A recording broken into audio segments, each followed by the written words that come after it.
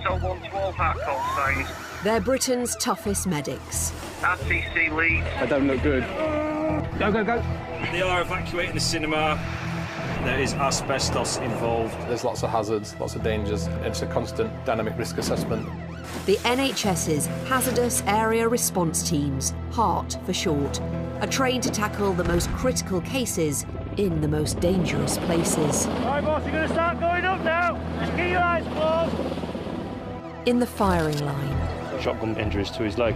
Go on, you have to blast me. First in. This is going to be news, headline news as well. Last out. This is moving, this. Oh, no. Let's come out of there. It could have gone very wrong, very quickly. With strength. Ready, brace, lift. Compassion. It's the ambulance service. It's okay. Take my hand. And specialist skills. Could be someone in water, at height, underground, overcome by gas. Whatever it is, our team are there. Created after the 7/7 bombings, they're in the front line when terrorists strike. That's what we train for, that's what we study for, that's what motivates us, knowing that at those critical times we can make all the difference. Specially selected. We're currently dealing with a lot of casualties over quite a large area. Seen through cameras, sharing their danger, their triumphs, and their tragedies. We're up to 36 now, Doctor. This is going to be a major incident.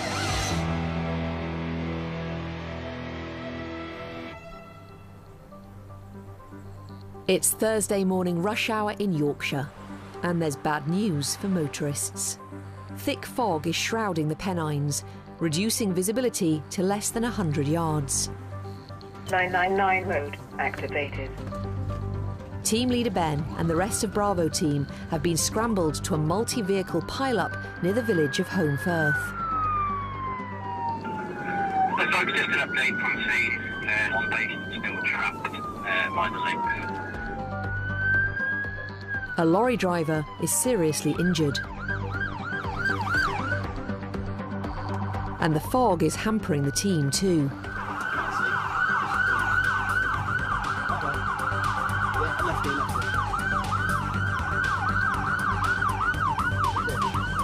How far down is it?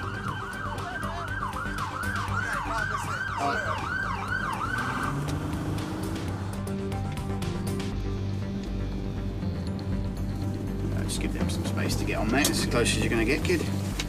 Ben and Matt are first on scene. James is close behind.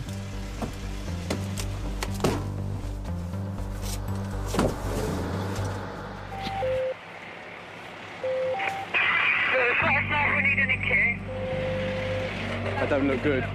In the fog, a 26-ton concrete pumping lorry has crashed into the back of a tipper truck. Chuck us the orange bag. I'll go and assist. 2 cars are also involved. Several people are injured. So his name's Davey. But it's the lorry driver who's the most serious. He's trapped in the wreckage.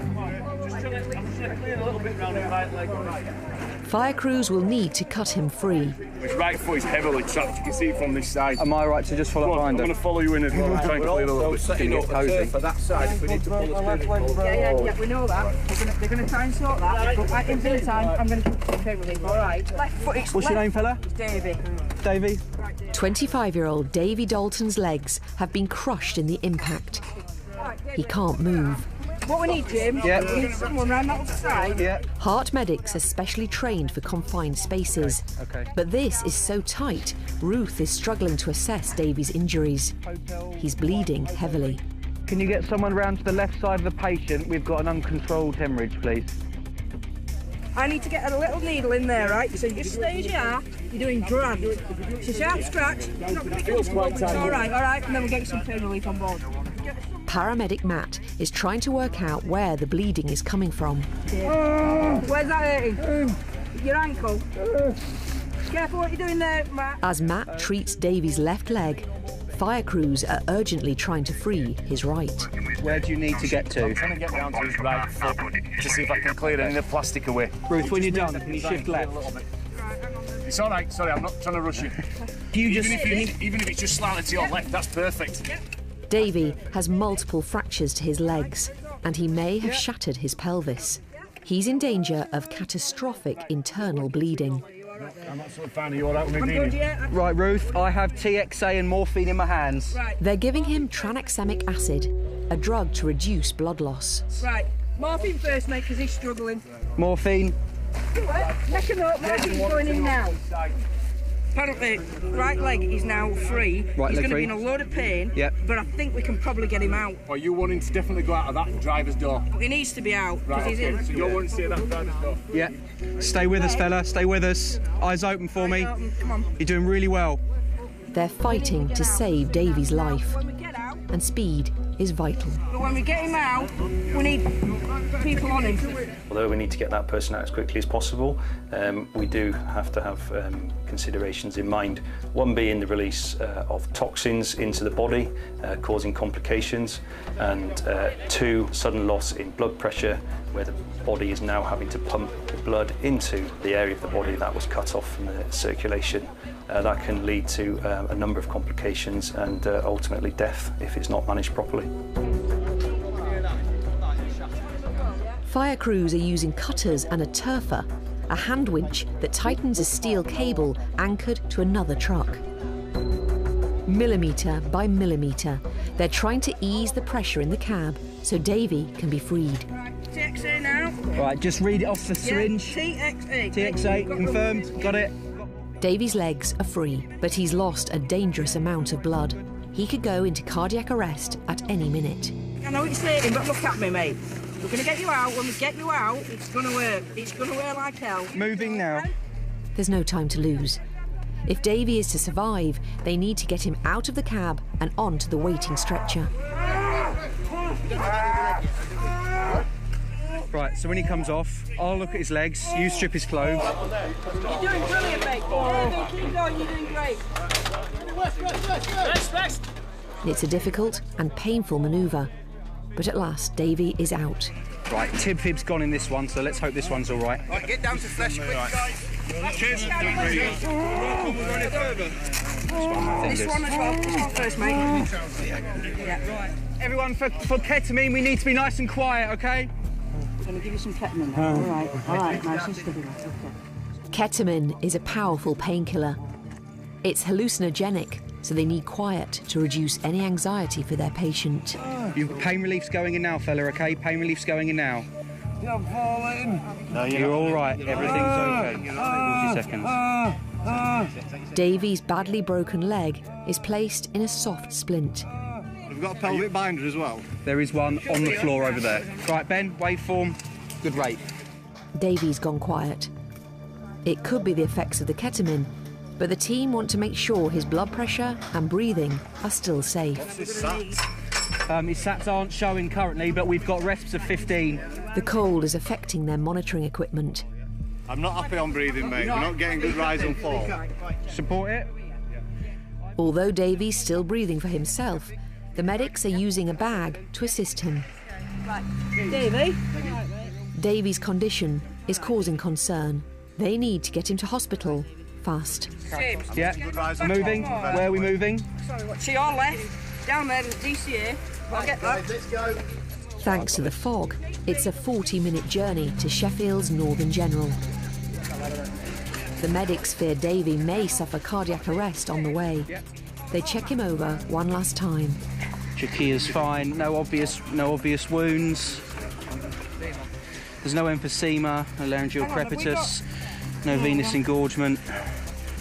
Can't see anything. Try again. Right, let's get him on then.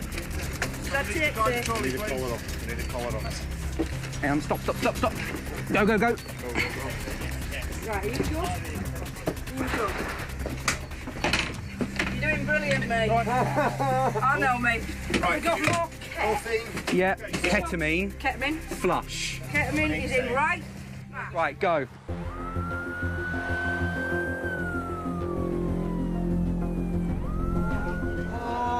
Speed could make the difference between life and death for Davy, but the rough ride is making it hard for his rescuers. Hotel 3, could you tell me how much ket he's already had, please? The ketamine is wearing off. He needs more. Yeah. 020 kilograms. Oh. Yeah, receive. Thank you very much. Pain relief. Just going to do 10 milligrams right now. Really slow, over a minute, all right? This is going to make you feel really funny, this, mate. All right, we'll take away your pain. Going to get you some more as soon as we get to this hospital. We're here now. At last, Davy is arriving at Sheffield's Northern General Hospital. He'll be met by a full trauma team.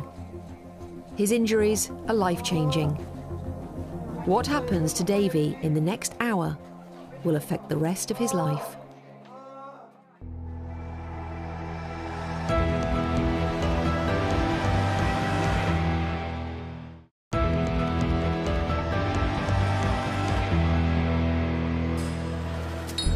At Hearts Training Centre, the paramedics are being put through their paces, simulating a dangerous and difficult rescue. We are doing an exercise with SWAR kit. We're going up at height, and we're also going to be using breathing apparatus in a confined space. One person at a time on the ladder. Ladder clear when you're at the top, OK? Don't stand underneath. The extreme rescues these medics perform can be technically complex and physically gruelling. They have to train regularly. It keeps us all fresh so that when we do go out there and actually have to put those skills into use in the real world, we're up to date and we know exactly what we're doing and we're nice and slick with stuff. OK, if everybody gets out of the drop zone. Today's simulation is really tricky. Lowering one of the team into a tunnel using ropes and breathing equipment. In reality, the medics know their own lives may be on the line. You get on the system with your sets on, OK? You will want to fall back over. I'm there as a rescue team in case something happens to Al when he goes down there. I'm on standby and I can go down, sort of rescue him basically. Here we go, deploying. So when you get to the bottom, just remember when you take the fall arrestor off, make sure somebody's got a gloved hand on it. Good. Otherwise it's going to come hurling out of that. Yeah. All right. I found a place over here. All right. They've located one casualty, which is through a complex tunnel system, and then it's on the next floor up. The training at height will come in handy today. Charlie team are on their way to Hull. A man resisting arrest has climbed onto a high roof and is refusing to come down. If he falls from height, obviously you could be looking at severe fractures to long bones, pelvises, chest injuries, as well as any kind of internal damage from a sudden stop. Silent approach once we get round here. As they get close, Charlie team leader Sarah doesn't want to spook the man on the roof. The crew switch off the sirens. So it's obviously in this little housing complex. 1021 on 2.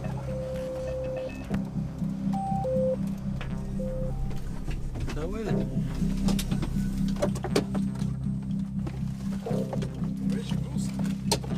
The man is hiding behind a chimney on the roof of the terraced houses. But police on the ground have riot shields and helmets. Sarah gets the latest from paramedics on scene. They're not really getting anywhere. Every time somebody tries to negotiate with them, he's just throwing more tiles off. Right. They've only just managed to get the officers out the back that he had pinned down. Fire crews are getting ladders ready so the medics can get to the roof if the man can't be talked down. So what's the plan to access the roof if you do need to? So we're going to do it with long ladders and ropes. Right. So if it was a medical emergency and he's unconscious, we're going to go up with ropes, put him in a harness and lower him. Right, OK.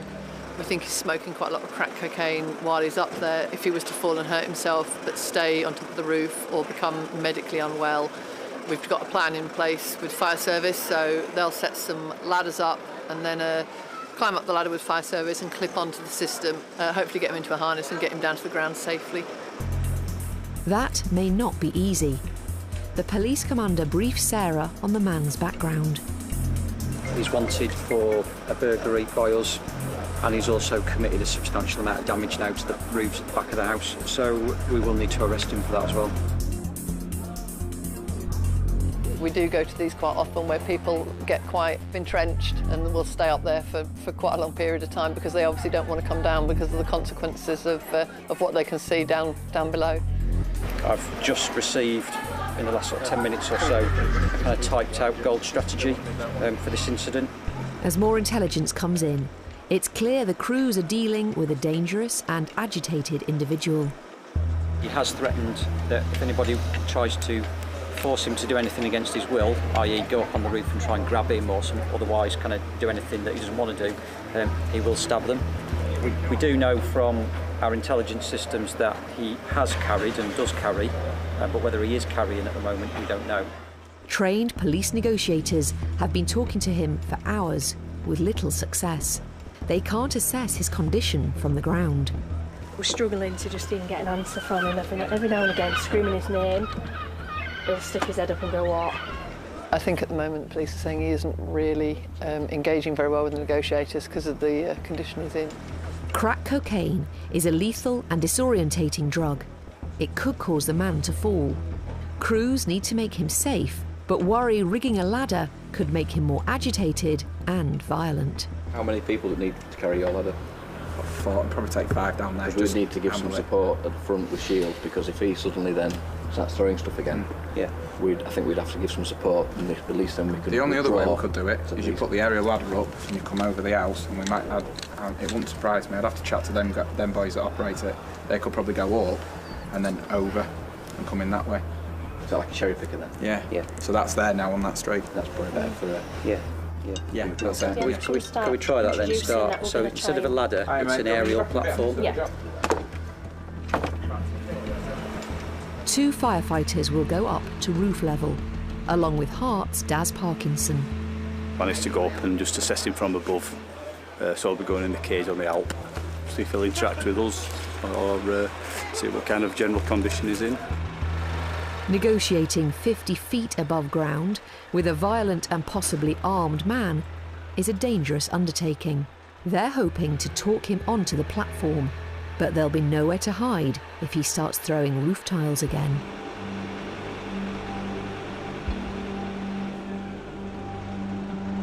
Right, from down here, start to creep yourselves in closer towards him, but if at any point he looks like he's making movement to pick something up, just come back straight away. We've always had difficult patients who either don't want to be treated or don't want to interact with the emergency services. The police see it, we see it. The fire service have historically always seen these kind of difficult interactions with people who just don't want them to turn up to incidents, and then we'll give them grief when they get there. So there's a lot of that going on now, I think. It was always there, but I think it is fair to say it's getting worse.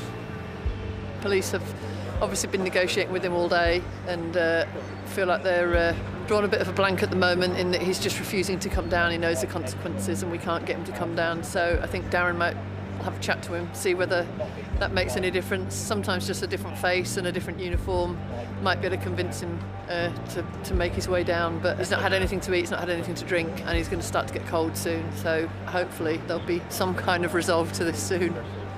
It's very delicate at the moment, and it's just about taking gentle steps, seeking advice from the police, but also from the Heart team. Crews on the ground can only wait while Daz takes on the delicate negotiations. Yeah, go ahead. Yeah, sorry to interrupt. Police are just asking, is he actually engaging with you at the moment, ever? Yeah, that's affirmative. We're just having a general chat and trying to coax him into this basket, to be fair. But yeah, it's engaging. We're confirmed and we're happy that he's not weaponised. It can even be dead clear. We're really close to him. To be fair, I think if he stood up, we'd probably touch this. But yeah, it's very engaging. We get a lot of people, understandably, who get frustrated by the fact that it can take so long to resolve these situations. But, you know, at the end of the day, we've got a man who is potentially quite vulnerable. Yes, he might have committed some offences. Yes, he might be wanted by the police.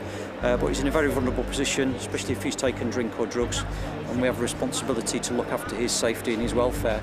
It's been over 3 hours, and the emergency teams are getting nowhere. Hart are even sending the night shift to Hull. 10:28 are on their way over at the moment, but we'll play it by ear with regard to what you're up to up there, Ever. Yeah, roger that. He is holding on to the bottom of the platform, negotiating again, so he is actually conversing with the crew. So I think they're still trying to see if they can convince him to get into the platform. Daylight is fading. This rescue will become much more dangerous after dark, but the man is refusing to cooperate. He was nearly in the cage, and then he wasn't at a point where he was going to be anywhere compliant, and then he stepped himself back and gone back on the roof. Right. So they made some progress, but they're going to come down and do a rotation, put negotiators up there. Are they? Right, yeah, okay. And try that route again. Right. So different set of people. Right, okay. It's frustrating. As night falls, Daz and the fire crew come down to the ground. He's a very adamant young man that he's not going to come down, he's not going to move. He don't want a drink, he don't want any food, quite warm, in a relatively safe place, but obviously, you know, we need to make him safer, so it could be hours, absolutely hours. The night shift will take over from here. This is Wayne, this is our night team. Nice to meet you. So I've given him a bit of a heads up with regard to what's happening. Right. The new team will head back up to the roof to start again. It could be a long night.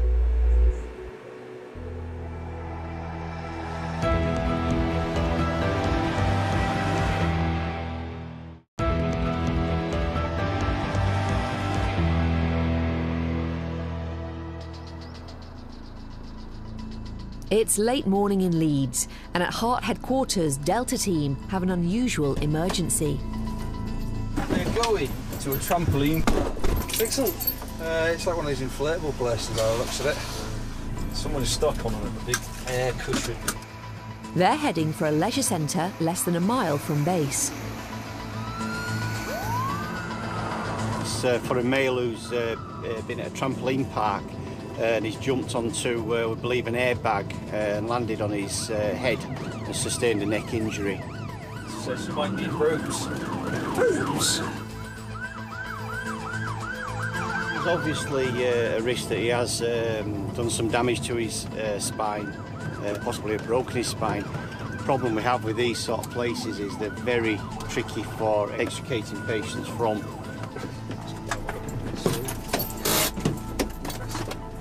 Extreme caution, passenger door open. Local paramedics caring for the patient have called for backup. Are you all right, love? I've got a bad back, don't you? Oh, what are you doing here then? Because I wasn't doing it, he was doing it with my son. 32-year-old Danny Walker was playing with his child when he fell 5 feet. As soon as he's landed on his head, it feels like he's jolted. Instant pain, middle of his C-spine, went all the way down All his the spine, way down his back, his spine. He's got numbness and tingling in his left arm and his left leg. Okay. Haven't moved him, followed him, but obviously because of this, needed the experts. Cool, no worries. How bad's your pain out of 10, mate? 5 at the minute. 5, okay. So we'll get some pain relief first, shall we? And then see about getting out. His wife Hannah saw it happen. He was just bouncing on all the trampolines and on the inflatables and everything. And I was just sat talking to a friend, and the next thing you know, I've turned around and basically stuck in one of the big inflatable pillows. Apparently he's slipped off the trampoline as he's gone to jump, and he's fallen on his head, and his neck sort of gone like this, squished his head and his neck together, and so now he's in a lot of pain and can't move.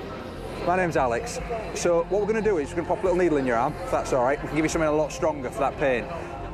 Team leader Tim and paramedic Alex have a difficult case on their hands.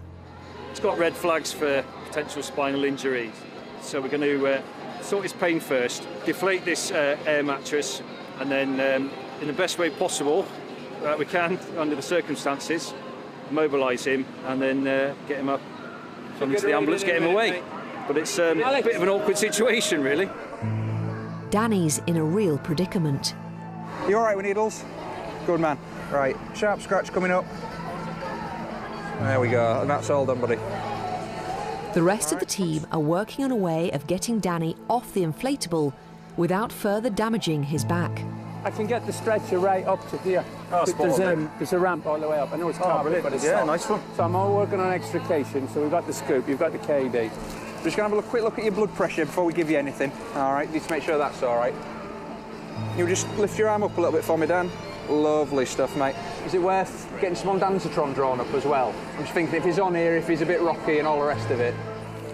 Ondansetron will stop Danny feeling sick as he is lifted off the inflatable. But he's frightened by the loss of sensation in his arms and legs. In your left arm, it's just because it's squeezing on your arm at the moment. That'll be wearing off in a second, that tingling. It's just like I say, because it's squeezed on your arm, yeah? So your blood pressure. Despite the stress, his blood pressure is normal. It's good news. 117.73. What we're going to do is, I'm going to give you a bit of morphine. We'll see how that goes, all right? And we can give you a little bit more, but I'd rather just give you little bits at a time. So it'll take a couple of minutes to start working. But then once it does, it will start working quite well, all right? Danny's symptoms are worrying. The team fear he's damaged his spinal cord. I don't think I realised quite how serious it was until the minute they put the morphine in. So, yeah, we're really just waiting to see how they're going to get him out, to be honest with you. It's going to be a difficult rescue. One wrong move could paralyse him for life. Is this definitely going to go down to the ground? My only concern is if it doesn't go to the ground, it's going to be like a lead weight in a sheet, innit? Everything's going to come in further. Are you with me? Where the actual, where you're located right now, it won't drop all the way and it'll slide. So you just get a couple in. If you straddled him at the back and one straddled him, we might just have to, I think. Yeah, often you could slide him out on it. This bit here? Yeah. And just drag him all the way out? The only problem is when we stand on that, that's going to go down as well, isn't it? So literally someone will stand on there, it's going to push him forward from there, isn't it, if that bit goes down? Yeah. Hart train for difficult rescues every day, but this one is uniquely challenging. At the end of the day, we're going to have to do it some way. Yeah. So I prefer if you straddled him now and took his shoulders and his C-spine. I'm going to come across your chest, and Andy here is going to come down towards your hips, yeah? It's unusual that we move a patient in such a literally an unstable environment as this. It's the most unstable you can get. It's time to make a move. Sit up, hold onto our hands, Dan. All right, mate. They're going to keep Danny's back rigid. It's all right, babe. With a body brace. All right, Dan. Just hold on. Your hips if you can, mate. Yeah. Like go back at that, mate. Lie back down, Dan. There we go. All right, mate. Now his neck and spine are protected. Can you get the handle on that side if we need to? Oh, yeah, get the handle. Yeah, we can use that to keep him stable then, can't we? They'll be able to lift him off the inflatable onto a stretcher. Guys, now you've got some stability. Do you think you can scoop in there? That's what we're saying. If we just get the scooping on the top now. At least he's got some stability now, hasn't he? Yeah. Right, Dan, we're just going to put an hard board on the back of you now, OK, mate? And then we'll have you out in no time. Ready, steady, slide. All right, Dan. Where's that hurting, mate? Lower back. Your lower back. All right, mate. How's that, Dan? Now you're on there. Dan? But their patient has gone quiet. You OK, fella? Dan, talk to me. You all right, mate? You're all right, buddy. You're OK, mate. We'll get you some more of that pain relief once we get you up there, yeah? Happily, it's just the effects of the morphine. There we go. OK. Hannah's naturally worried. What are we going to do? Just stand up and try and walk? If we get top end and bring it up to you. Yeah. On lift, ready, steady, lift. You're right, Andy. Go on, Andy. Hang on. They're struggling to keep their feet. Every movement creates another. I got a grip. Right, yeah, well, right. Sarah's. Yeah, well done. At last, Danny is on solid ground. You're on.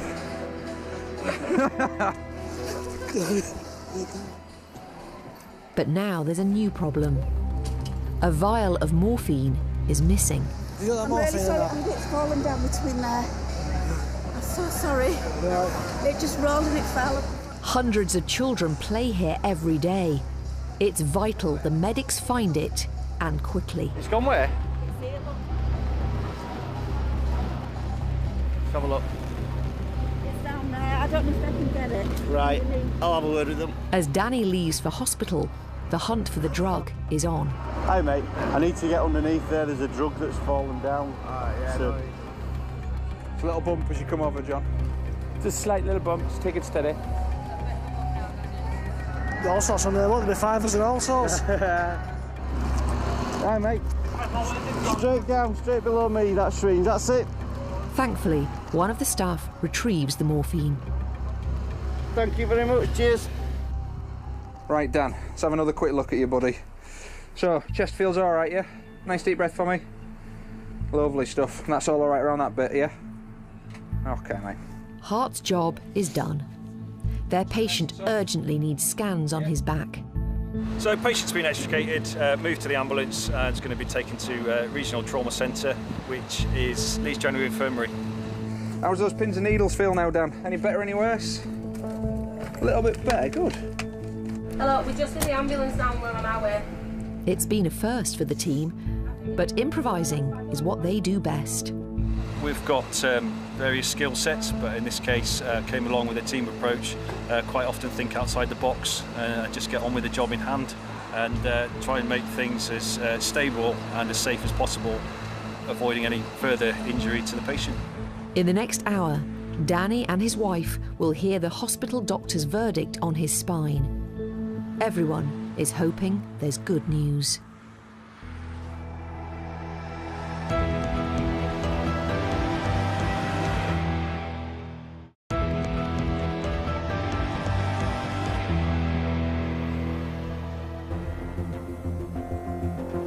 It's a freezing cold November night, and Hart's specialist water rescue skills are in demand.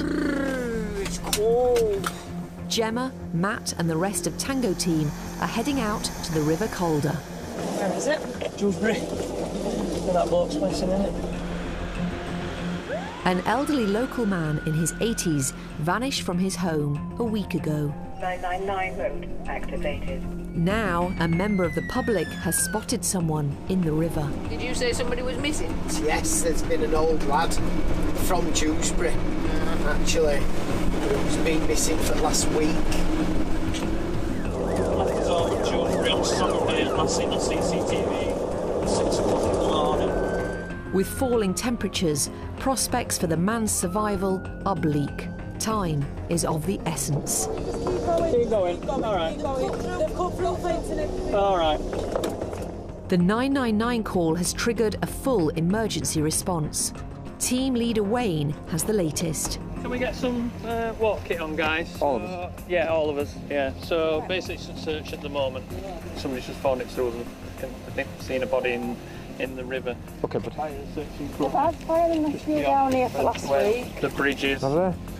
Obviously, yeah, the conditions, weather conditions, and current climate is it's not going to be right favourable for somebody out in it, especially if they're in water as well. Exposed, can be extremely cold, hypothermic. Moggy knows cold water can kill in minutes. Hart will offer life-saving medical care if the man is found alive, and they'll be called on to help in the search. I think everyone's a little bit nervous on a job like this because, you know, it's dark, although we do a lot of training for it. Real thing's always just a little bit apprehensive. Pitch black, near the water, kind of risky. Even in the light, really, it's muddy, it's been raining a lot, so the bank's quite wet, and there's risks of people falling in even if they don't want to. So I think everybody's just about ready. We're going to head down in a minute. So basically, it's round the corner, the river expands out. There's an eddy smack bang in the middle, and there is something there. I don't know if it's a tree or a body or not. So obviously they're committing to go out to that. So what we're going to do is obviously lights, medikit. They've got a raft out there. We'll not take any rafts. We'll go down. We'll scan it out and we'll have a look. At the end of a rope in the fast-flowing river, fire crews are checking if the body is snagged underwater. Now, come back. It's highly dangerous work. Even with lights, visibility is minimal. What they've done is put a fire, swift water rescue, onto a sked. In the middle of the river there's what's called an eddy. There's something obviously causing that eddy. It could be just a trunk, and obviously we're thinking it might possibly be a body. We've scraped round, it can scrape along the bottom. Can't seem to not dislodged anything. It is still there though, that's causing the issue. I'm just doing upstream spotting, just making sure that there's nothing coming down that's going to cause them any problems. And we've got some downstream safety set up as well. No, it's like Dan says, you just feel bottom. We've been right through ripples at water. They have been searching for over an hour with no success. Any hope of finding the man alive is fading. We're not sure how far this guy could have travelled, so we've got to search every possibility really. Obviously you can see that the river's going quite fast, so we've done pretty well to get the boat out there and searched what we have. If there is a body in the river, rescue crews are certain it won't be here. When you scrape at the bottom and it's feeling quite smooth in that area, it's not like they've built, I can't think of to trap it if it were a body. Situation now. Right, so we've done a thorough search of that area and there's nothing found. So we've put a stop messaging from our side. I think they're going to be calling off the search. They've just had a good thorough look at the feel around the bed of the river, and they can't seem to find anything significant. Despite their best efforts, the emergency crews have drawn a blank. It's not the outcome they were hoping for. Right, thanks for everything. Right, cheers. It's a subdued heart team that heads back to the ambulances. The elderly man is still missing, and the search will resume tomorrow. It's one of the most versatile pieces of kit the heart team carry. The multi-integrated body splint stretcher, or MIBS for short. It immobilises fractured spines and life-threatening injuries, and it allows Heart to pluck their patients out of just about any extreme rescue situation. We've used it literally everywhere. We've taken people out of windows using it, down steep staircases, up through cellars, down bankings, railway lines, you name it, that piece of equipment has probably been there. Moggy and Tango team have packed a MIBS today. We are going to a job on the outskirts of Bradford, which I believe is for a woman that's having difficulty breathing. I think her crew's already there and they're having difficulty getting out of the house. Up in her room, 63-year-old Judith has lost a life-threatening amount of blood. She fell in the night and cut her head. How do you feel, Judith? Okay. Well, should we check that temp again?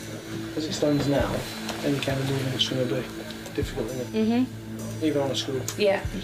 Judith's blood pressure is dangerously low. She's at risk of cardiac arrest, especially if she's moved from the position in which she's lying.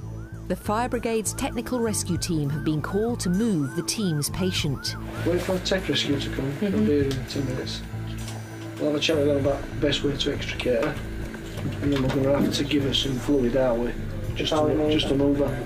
Through the night, her head's been bleeding quite a lot, to be fair. As such, her blood pressure's quite low. Sometimes she sits up, she goes off, blood pressure drops, and she's feeling faint. So the crew asked if we could get her out. Let's just trying to get her out flat. Helen and a fire officer are weighing up the rescue options. Does this slide up? Once she's down that side, she's 2 minutes back through out. Oh, so go out and then back through. Is there not access at the other end side then? It's crucial Judith is kept horizontal. They don't want to stretcher her down the stairs. Are you going to put someone on as a barrow boy to keep her away from the side?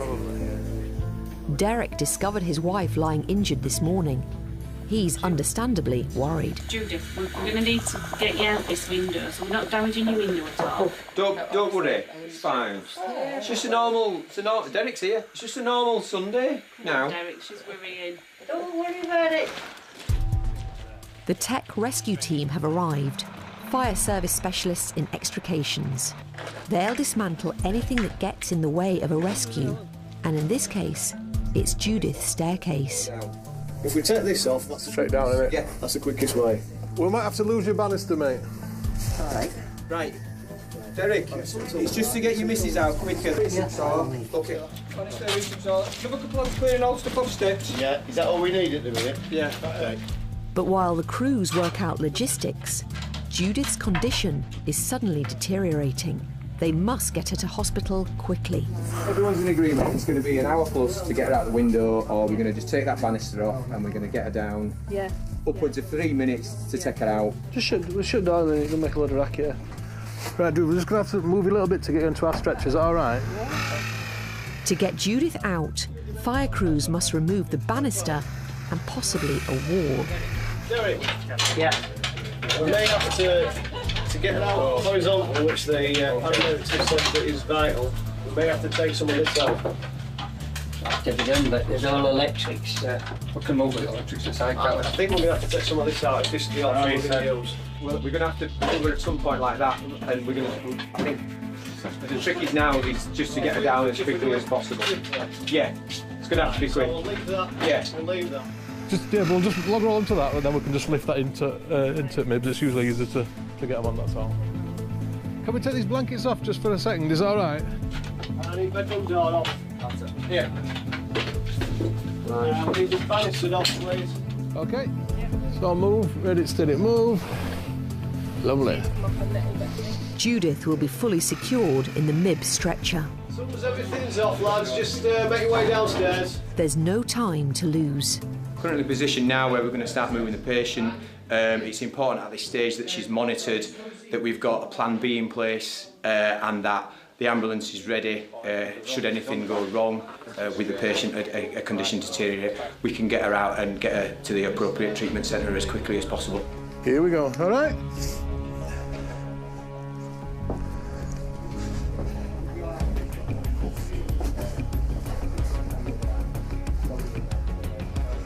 On his way, boo.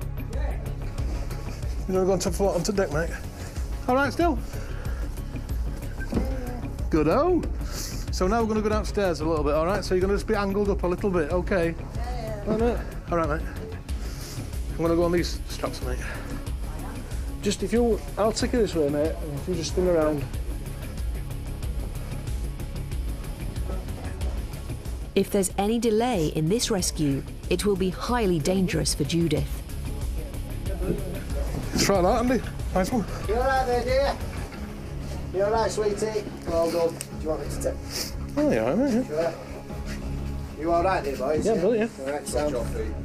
Strapped in the manoeuvrable MIBS, Judith is out of the house in minutes. It's been brilliant, that's all I can say. Absolutely brilliant.